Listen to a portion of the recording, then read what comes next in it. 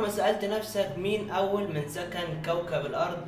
ولو كانت إجابتك إن هي سيدنا آدم أو الجن فإجابتك غلط. قصتنا اليوم عن البن والحن، وهل ليهم علاقة بيأجوج ومأجوج؟ ده اللي هنعرفه النهاردة. من صغرنا وإحنا عارفين إن أول من خطأ كوكب الأرض هم الجن، وفي مننا عارفين إن هو سيدنا آدم عليه السلام. بس الكلام ده مش صح، لأن كان قبليها في مخلوقات ربنا خلقها اسمهم البن والحن. والبن ده أول من اتخلق، والبن ده من مواصفاته أو من أشكاله إن هو شبه الدودة، بس مش دودة عادية، فيها كده جذور من مؤخرتها وجذور من راسها.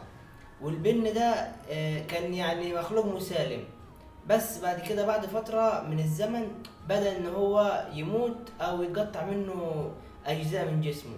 فالأجزاء دي اللي هي ما تعرف بالحن. والحن ده من مميزاته أو من الحاجات اللي بيفضلها عن البن إن هو بيتكاثر، ومن مميزاته التانية إن هو بيقدر إن هو يتغذى على المعادن، بعكس البن اللي هو مش بيعرف يتغذى، بس هو يعني لما بيجي أجله بيموت. فالحن بدأ إن هو يبطش ويقتل في البن. ومن مواصفات الحن إن هو شبه الشجر كده، لأن هو كان بيعيش على أطراف البحر وفي البحار، كان شكله زي الشجر كده بس بيكون له عينين كده وشكل مخيف.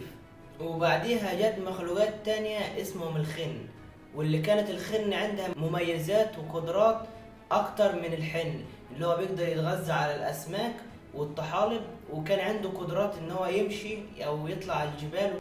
ومخلوقات الخن دي كان عندها قوة جبارة، وكان عندهم تزاوج، فكانت أعدادهم بتكتر بطريقة رهيبة.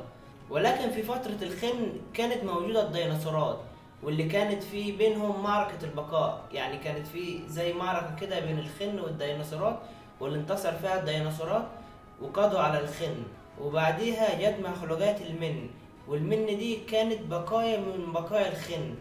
ومميزات المن ان هي كانت بتقدر ان هي تطير وتعوم وتمشي. والمن دي برضو اشكالها اشكال مسوخ بدون عيون، وتحس كده في شعرها كأن زي جذور كده شبه التعابين بتتحرك. وطبعا نظريات الحن والبن اتكلم عنها ابن كثير في الكتاب بتاع البداية والنهاية، تقدر ان انتوا يعني تتطلعوا اكتر عن الموضوع وتشوفوا.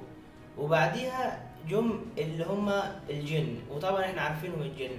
والجن هم حكموا الارض برضو فترة كبيرة، والموضوع ده هنحكي فيه في فيديو تاني. هم حكموا الارض فترة كبيرة، ولكنهم بطشوا في الارض وكانوا. خلينا نعمل الموضوع ده في فيديو تاني، الفيديو اللي جاي ان شاء الله. ولو وصلت لحد هنا ما تنساش تعمل لايك وتشترك في القناة. انا سيف صلاح، ومع السلامة.